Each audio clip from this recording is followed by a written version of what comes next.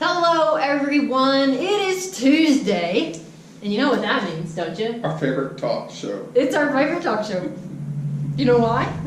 Trash Talk. It's Trash Talk Tuesday! Yay! Smell the trash. I love it.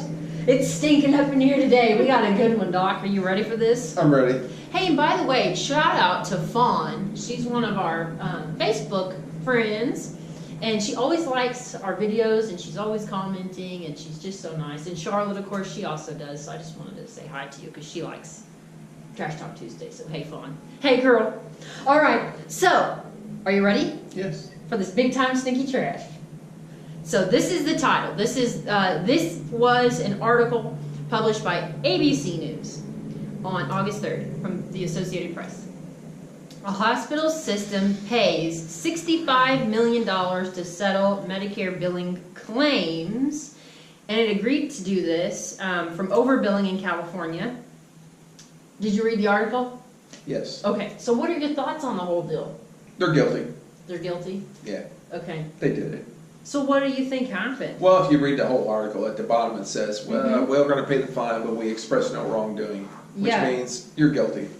I mean, yeah. All right. Well, you had to dig a little bit deeper into the story, which you, unlike a lot of times that we do these shows, you actually gave me this article beforehand. So I took the initiative and I looked up the Prime Healthcare Services. Yes, and the fellow that's the CEO, his name's Prem Reddy. Yes, which is a weird name. Well, he's from India.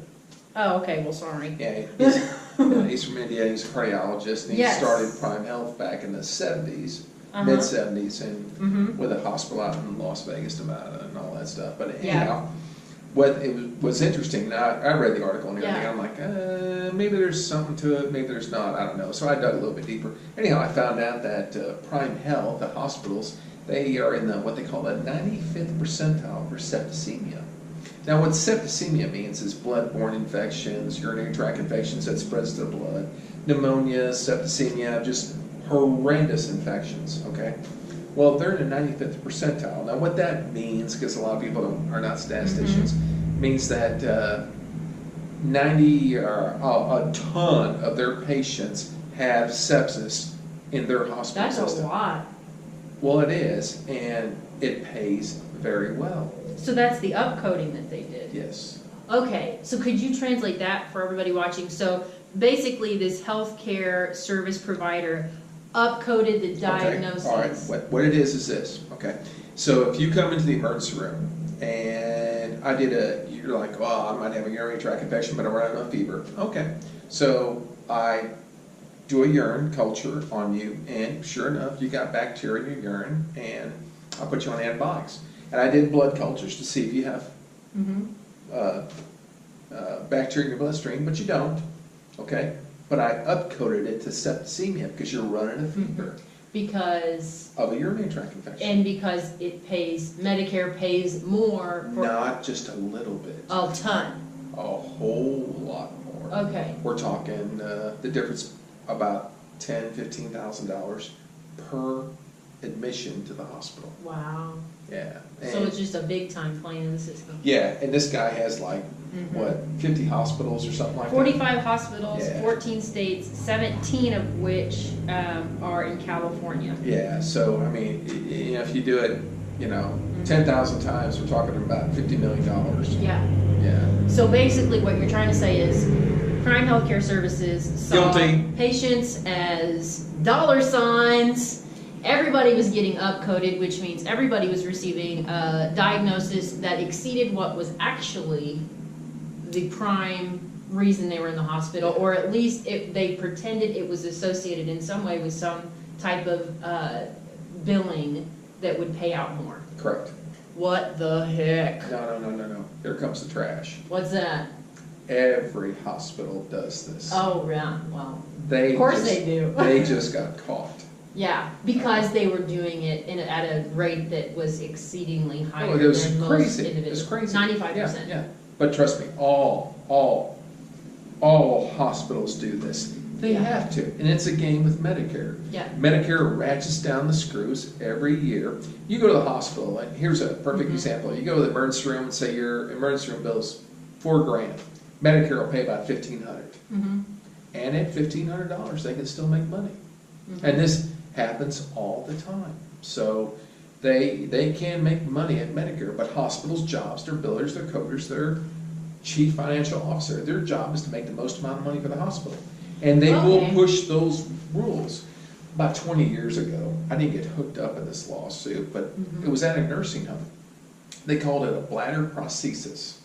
Okay, well, you think bladder prosthesis, you're thinking a prosthesis that goes in a bladder and all that. And this particular nursing home agency, they were billing like $900 for a bladder prosthesis. You know what it was? What? A diaper.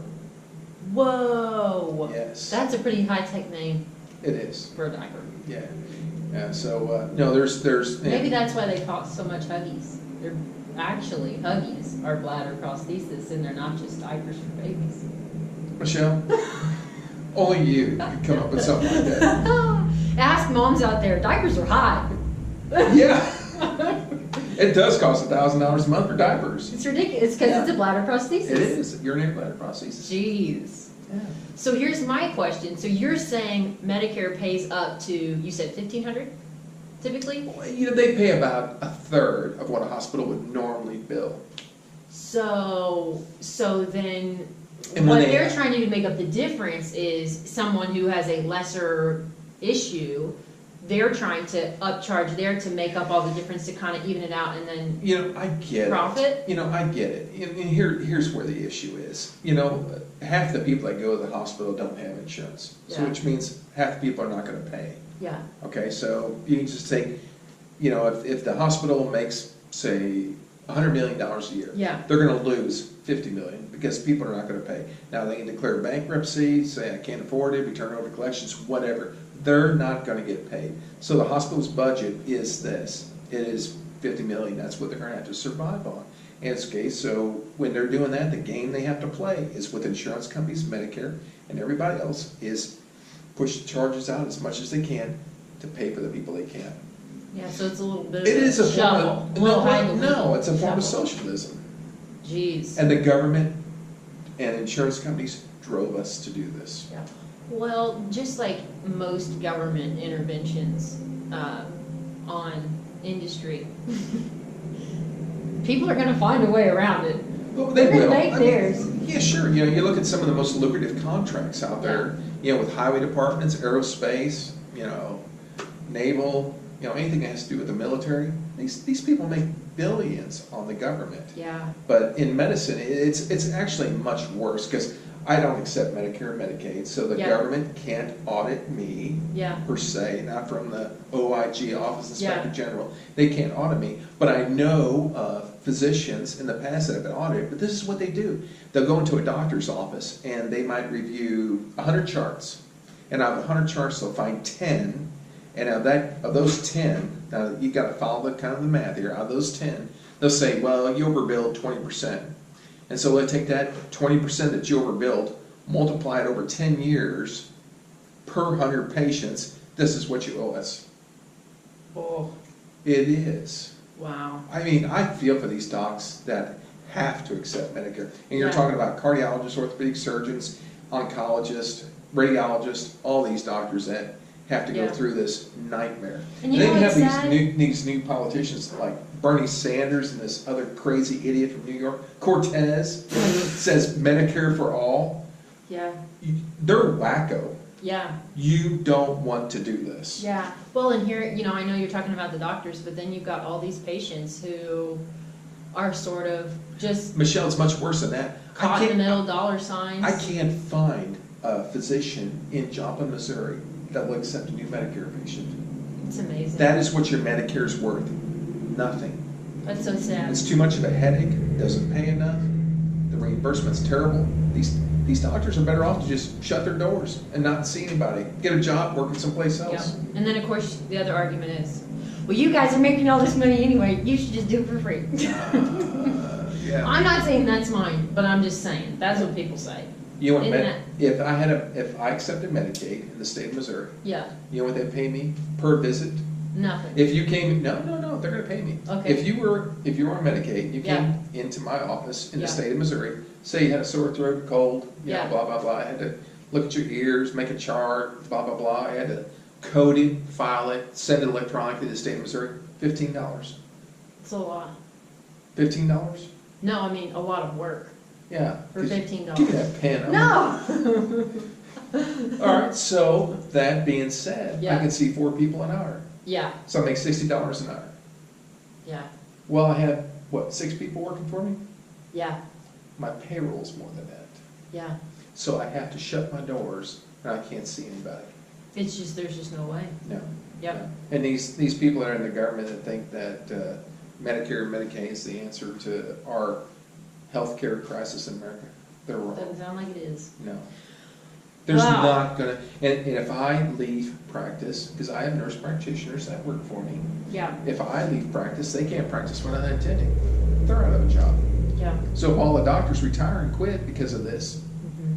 there is no healthcare providers to see it. Oh, I think we got a patient walking in, so we might have to cut this off. All right. We'll see you guys. Have a good one.